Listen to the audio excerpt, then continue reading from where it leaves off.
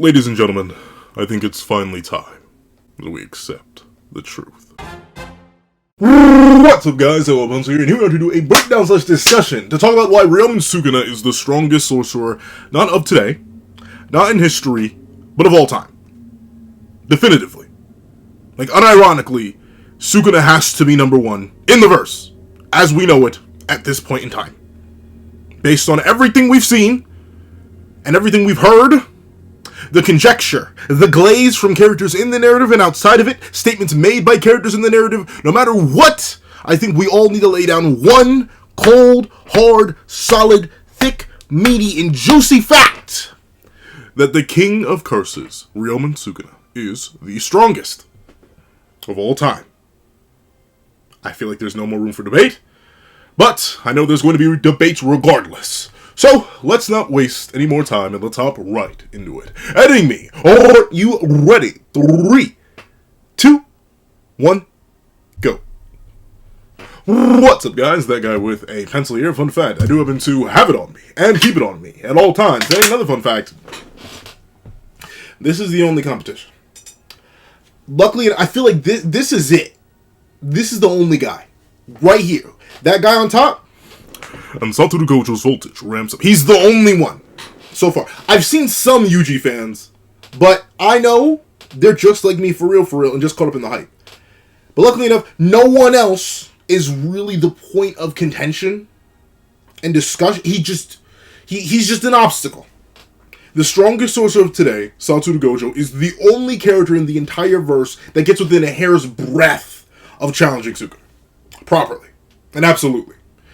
Even with the many other characters introduced, including another character who was the second strongest of today, piloting the body of the strongest of today, it still remains that Gojo Satoru is the only person to ever challenge Ryomen Sukuna to the point.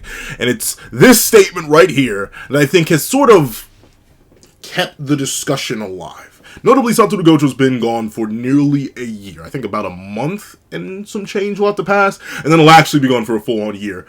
But the statement made in 235 has haunted Sukuna, his fanbase, and the debate of who is the strongest in Jujutsu Kaisen horrifically, nightmarishly. It's like a beast in the night. It always comes back. Meanwhile, the King of Curses, Sukuna Ryomen, is uneasy for the first time in a millennium. There are other translations that say he felt fear for the first time in 1,000 years, but regardless, the conjecture is all the same. The phrasing is all the same. Sukuna felt uneasy. So naturally, that must mean that he believed there was a chance that he would lose. And let me say this, let me extend an olive branch. I fully agree. There was a chance, a solid, meaty, juicy, scrumdiddlyumptious chance that Sukuna could have lost. Just like there was a chance that Sukuna could have lost in many other scenarios. But does that mean that this black flashing beast, the infinite sorcerer, the strongest sorcerer of the modern day, is stronger than Ryomen Sukuna? No. Not at all. But you may be saying, okay, Pencil Man, you can make that declarative statement. You can try to invalidate the statement made by the manga, not by any characters, but by the narrator, that Ryomen Sukuna internally felt uneasy or flat out felt fear, depending on the translation. You can try and do it all you want, Pencil Man. But how you gonna prove that? Especially when Big Kuna had to be backpacked and saved by his daddy, Big Raga. That's a good question. And let me answer it. First things first. It would be incorrect to say that Big Raga is the only reason that Sukuna was stronger than Gojo. I think it would just be generally incorrect. Mainly because of what we see in this encounter. Obviously, the entire battle is predicated on Sukuna prepping Mahoraga in order to prep for Gojo, in order to get past Infinity, but we do know, beyond a shadow of a doubt, that Ryomen Sukuna has ways through Infinity that are not Spatial Slash. The main aim. That's just a thing. And with that being the case, it would take a whole lot longer.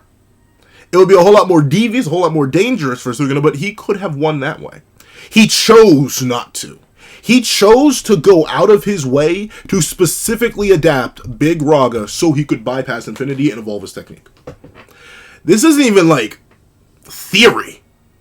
It's just stated. In chapter 236, we get a full proper rundown on what Sukuna was doing. We're going to come back to the first part, 236, because I do believe it is also important for sort of laying the discussion to bed, which technically, I suppose it should have been laid to bed when 236 came out, but hey, I understand being in denial. I was in denial for the longest. But with that being the case, we get a full comprehensive explanation of what Sukuna was actually cooking. Mahoraga's adaptation process slowly starts analyzing once it receives an initial attack, and is complete after a certain amount of time. During that process, if it receives additional attacks, the completion time is sped up. Not only does it ensure adaptation of the first Jujutsu, but the analysis doesn't stop and the adaptation continues. What I desired from Mahoraga was a model. A model in order for me to breach through your invulnerability. The first time that Mahoraga adapted to your invulnerability, it transmuted its own cursed energy in order to neutralize and nullify your invulnerability. That was something I could not do. So, I waited. I waited until I could obtain an adaptation that would match your invulnerability. The second adaptation had proceeded as I had hoped. That wasn't meant to be a slash like the ones I had launched. That was an extension of the curse technique's targets. Its target was not Satoru Gojo. It extended all the way to space, existence, and the world themselves, so as to cut them. Without regard for your invulnerability, as long as it exists inside that space, that world, those existences would be split apart. It was an incredibly difficult technique to obtain, but I did have quite the wonderful model. You were magnificent, Satoru Gojo. I shall never forget you for as long as I live. There's one word I want to highlight specifically in that entire diatribe. Desired. Let's just do a quick Googler search on what desired means. And I believe, I forget, there's a different word used, but I don't think the word is required. I don't think the word is needed. I don't think the word is any of that. Let's see. Desired. Desire. Definition. Let me just make sure I'm saying the word right, gosh darn it. Desire. Desire. A strong feeling of wanting to have something or wishing for something to happen. Strongly wish for or want something. Notice how nowhere in that definition did it say needed, and it makes sense. There are numerous times where if Sukuna just decided to engage, instead of simply stand there and take it, he likely would have just beat Gojo. Y'all remember every single time that Gojo's domain collapsed? Every single time that it was overridden by Malevolent Shrine, and then the one time he got it, or actually he did beat Sukuna twice in domain clashes. Remember, every single time Sukuna was not using domain amplification extensively throughout the entire encounter. He was not fighting back. Why? Because he needed Unlimited Void to be active for Mahoraga to adapt to it. Once again, Sukuna admits that, hey, that was a dangerous trump card you had there. So I wanted to get rid of it. But, once again, he didn't really have to deal with it in the first place if he actively wanted to beat Gojo, but he didn't. He desired a model for Mahoraga. He desired the ability to evolve his technique even further. He wanted something more from the fight. And this is only further highlighted by Gojo's own reaction to Sukuna's involvement in the battle. The skills I drilled into this tempered body of mine, my refined senses, even my haphazard tactics and explosive power, I gave it my all. I wanted to convey everything to Sukuna. I wanted him to know. The absolute strongest, the loneliness that follows, the one who will teach you about love is not him.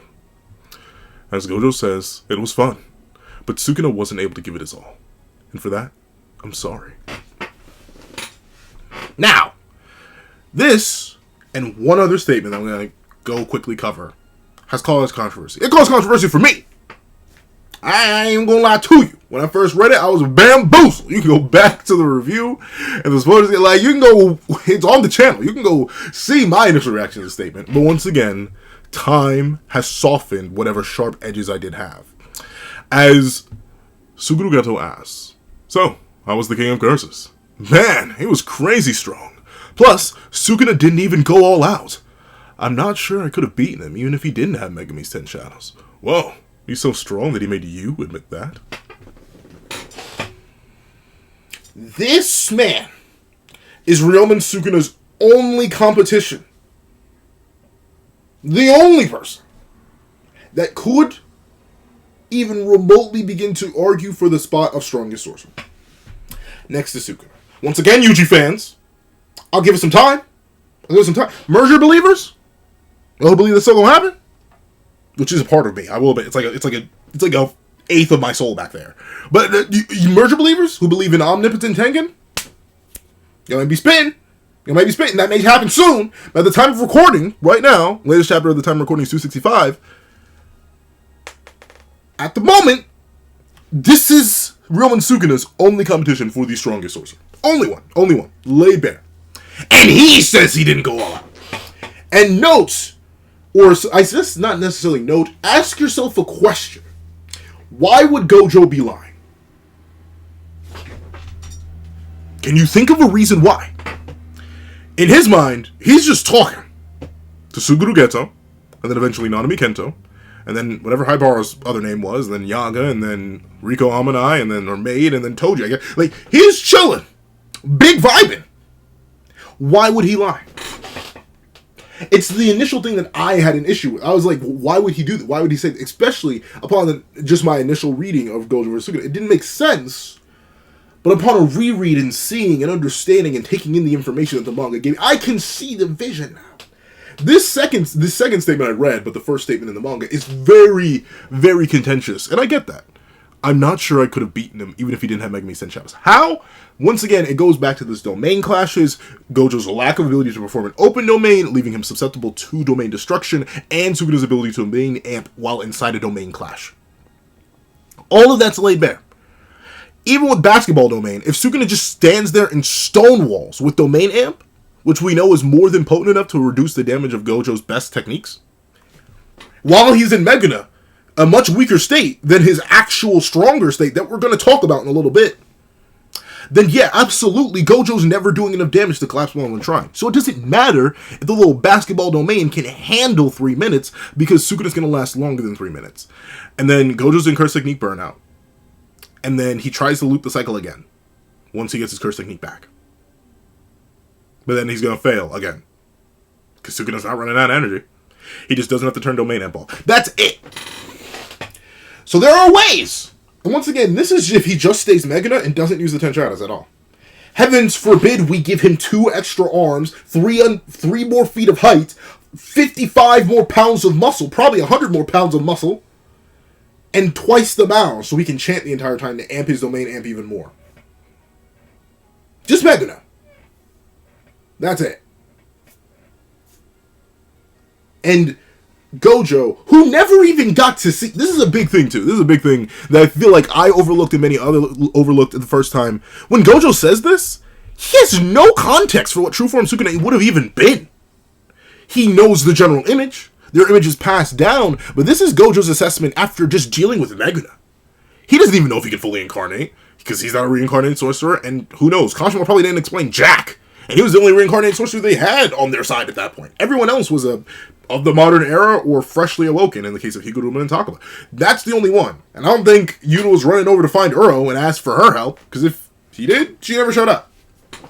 So, Gojo, the only competition that Sukuna has, only,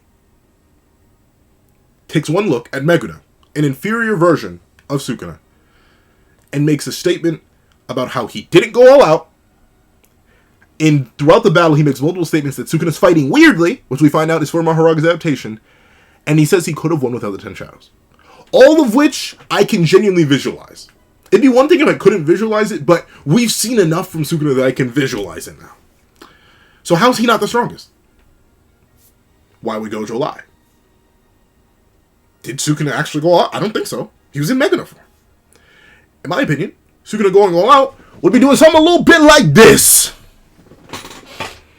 Smacking his double-dragoned, 4-arm, 2-mouth, 4 eyes, feet on the table. His schmeat on the table. That's going all out. And even then, that's debatable. And let's be real. Ryomen Sukuna is the strongest because the narrator said it. Like, let's be honest. Let's be honest.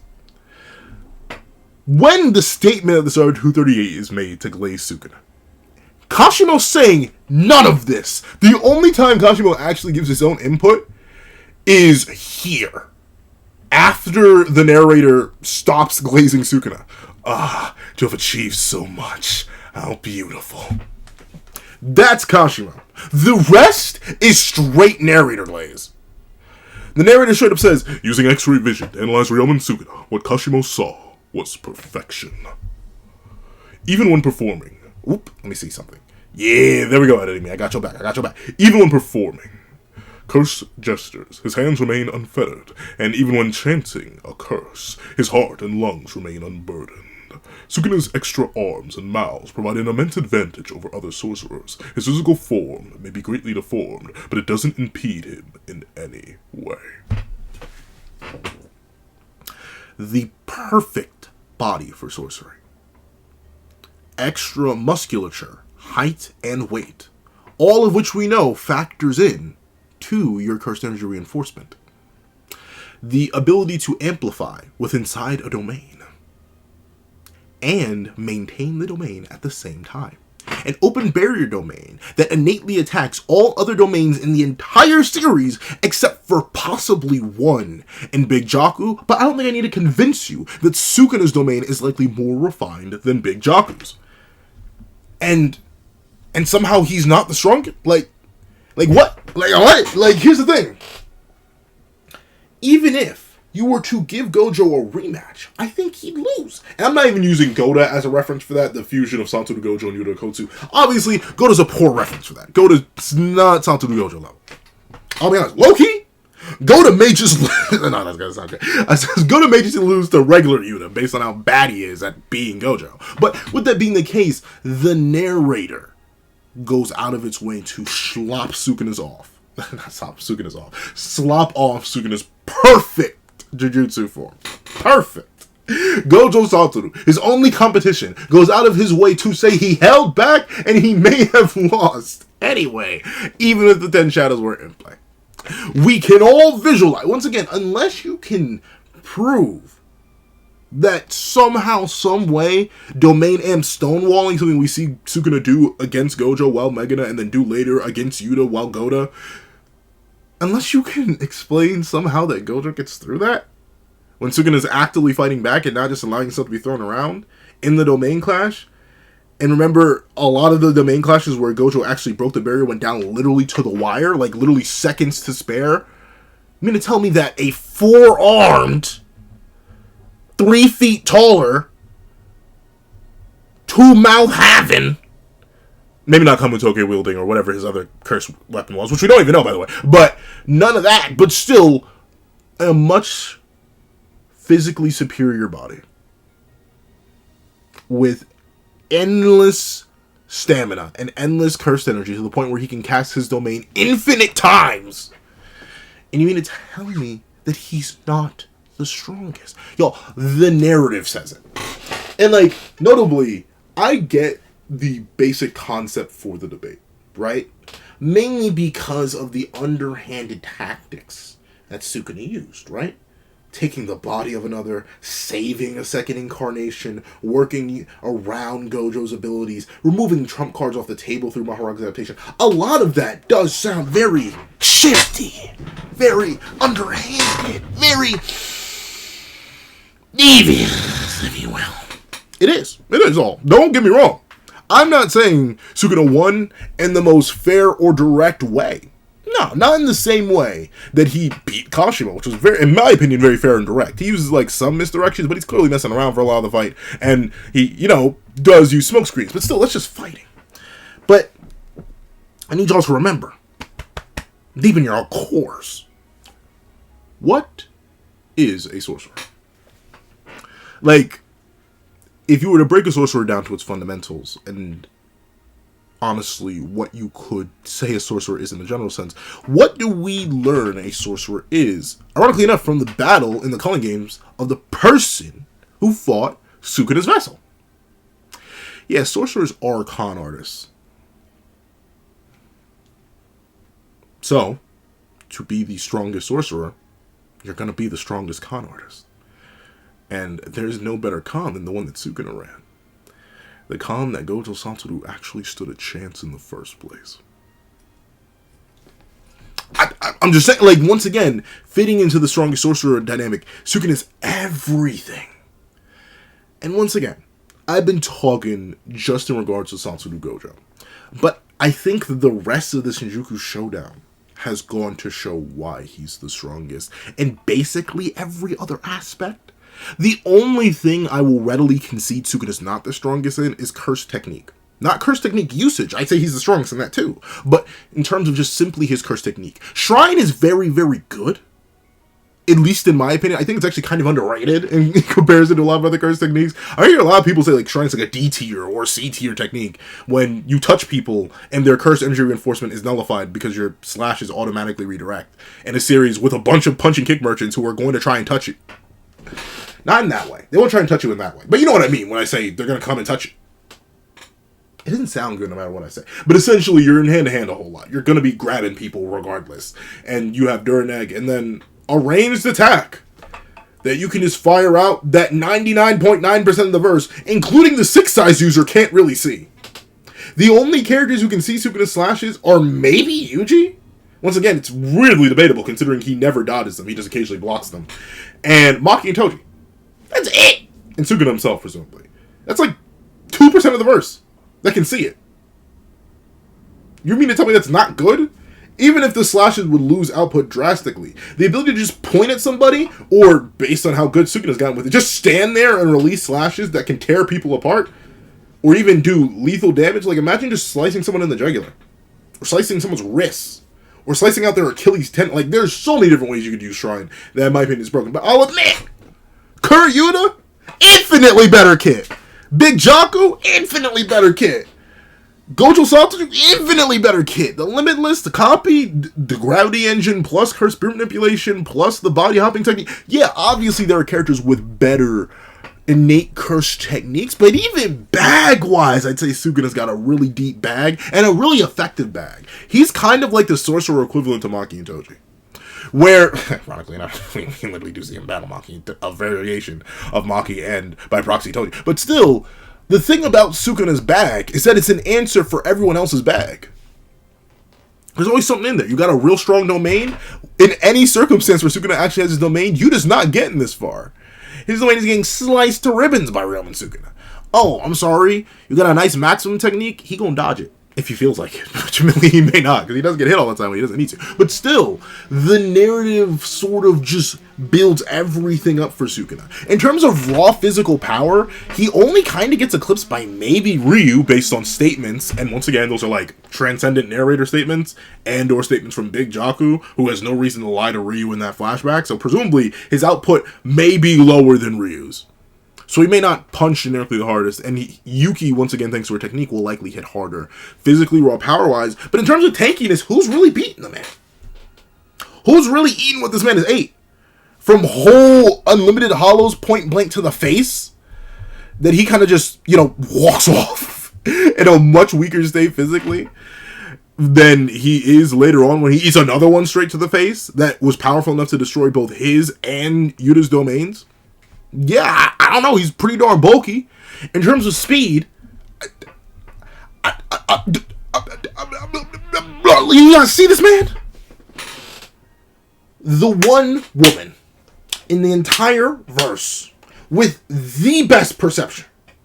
Perception so good it breaks the laws of the universe. AKA, she has no cursed energy, but she can still see curses. She has no cursed energy, but she can perceive the unperceivable slashes that Sukuna launches. She has no cursed energy, but she is able to react to Nue's lightning dropping down on her and immediately go, no cursed energy, but she's able to do crazy, stupid things. Sukuna gets a teeny tiny bit excited, and perception blitzes her. She literally doesn't even see what happens. And by the way, this is a Sukuna who's pumping his heart manually. By the way, this is a Sukuna who's losing control over his vessel. By the way, this is a Sukuna who's missing an arm. By the way, this is a Sukuna who has mouth and tongue torn out. This is a Sukuna that's infinitely weaker in the moment he takes their fastest character, at least reaction-wise, seriously. He perception blitzes. His speed is through the roof. His raw power is through the roof. His application of his curse technique is through the roof. His durability is through the roof. He's just the strongest. That's the thing. I can't look at what the narrative has given us. The variety of people he's fought in sequence Well, he's been just consistently getting weaker until he started his little Black Flash refresh chain. And even then, once he started that, I still feel like it wasn't enough, as the narrator goes out of its way to explain when he first cast his domain back. Yuji kept hitting him hard enough that his domain has to change. He couldn't even heal properly. He only just got his RCT back to immediately get trapped in it. It's taken the entire verse to get him to this point. The entire verse is what allowed Yuji to reach this point where he can actually make such a bold statement that he can kill Sukuna. And even then, do you know how serious it is that this man's the strongest? A large majority of the fandom still doesn't believe this is enough. I've asked. I've seen it in polls, in comment sections, in other videos. I've seen it. A majority of the verse still thinks, after all that Sukuna's gone through, from the strongest sorcerer of today, the second strongest sorcerer of today, the heavenly restriction beast of the Zenin, to the strongest grade 1 sorcerer in history, to the strongest sorcerer from overseas, to the mystical magical handyman, to Ui Ui, to Mei Mei, to well, I did Kusakabe already, but to the Queen of Curses, Rika Orimoto. Like, so many characters have thrown themselves up and done their number to Sukuna, and a lot of people still don't think it's enough. Why? Because he's the strongest. Not of history, not of today, but of all time. The narrator says it. Well, not, actually, admittedly, they don't explicitly say it. I don't think. I did a quick read-through the Shinjuku Shonen to look for a statement. I don't think the narrator ever explicitly said he is the strongest sorcerer ever.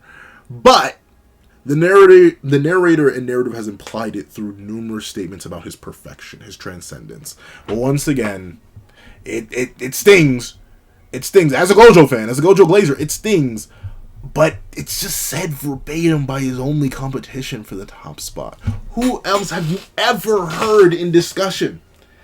I know Yuta Yuckers. I've seen them before. I've seen Okotsu Eaters. They've never been bold enough to make the claim. Never. Never. And they've been bold. I am a Maki Meat Muncher to the extreme. You'll never hear me spitting such an illusion. I've been an Itadori investor since day one. Admittedly, I didn't want Gojo to be Sukuna, so I wasn't as loyal as some. But still, I've been an Itadori investor for a long time. And even me, I'm sitting here like, this is very, very, very circumstantial, Yuji. I'm not sure you can really put this on your resume, big dog. And then who else? Ryu, oh, we saw that. Uro, oh, wait, she was shaking in her boots. Yorozu, we saw that. Kenjaku, he knows his place. And arguably one of the strongest vessels he's ever had. He knows his place. Urume, come on now. Hakari, come on. Like, that's the thing. If the one guy who challenges you says you're him, if the one guy says that he didn't even get to see you go all out, and he still beats you, and says you're stronger, then what's left? When the entire rest of the verse is struggling to fill the shoes of second place. In my opinion, there's nothing. There's nothing left. There's no broad stroke. There's no way to dance around it anymore. Ryomen Sukuna is the strongest sorcerer. He is the strongest character. He is the strongest individual in the series known as Jujutsu Kaisen. Will that positioning change? In my opinion, probably not. Once again, I'm still very, very iffy on the merger even happening. And even then, I think that's the only chance. Yuji can one-shot Sukuna, off-screen him. We can open up chapter 266 and we're in an epilogue. And I still wouldn't say that Yuji's stronger than him. Because of the existential circumstances that led to his loss. That's just how it be. And if there ain't no infinite power Tengen merger thing, we're all good and we're all done. Ryomen Sukuna is the strongest. However, of course, that's what I think. Please comment what you guys think in the comment section down below. After all this incessant yapping, do you guys still believe that Ryomen Sukuna isn't the strongest and that Gojo Sawtooth rivals him, or any other character in the verse somehow rivals him? And if not, surpasses him and is truly the strongest character in the series? Or you guys agree with me and are kind of just tired of hearing people say, no, he's not the strongest because X, Y, and Z. Please let me know all that and more in the comment section down below. If you made it all the way to the end of this video, please do me a favor and leave the real. Actually, nah, I gotta put an end on that. Leave the real king in the comment section down below. I'd like to thank you so much for watching. Please remember to leave a like, share, comment, and subscribe. And make sure you hit that little notification bell so you do not miss out on any videos that come to the channel. Also, I do happen to have a Patreon down below where you can support me for as low as $1 month. Things like exclusive videos, early content, and more. You also now become a member of the channel for as low as $3 a month to get the same perks and more. So those perks will include the live reaction to the very next chapter of Jujutsu Kaisen, ad-free variations of all my videos, and if you become a $25 patron or a $25 member, you can order whatever video you want.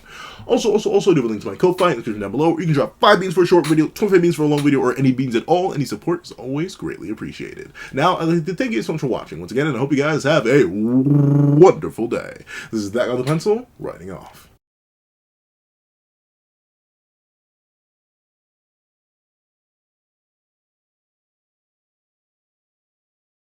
I'd like to give a thank you to our $3 members: Zera, Greyhound, Eternal Flame, NMA, Real Rare, Redwolf 4765, Paris Arnold, Astro, and Brandon Payne.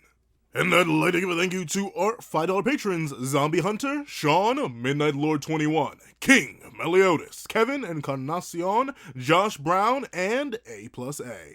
And I'd like to give a thank you to our $7 members: Autumn, Mornings, Lazo, and Fine.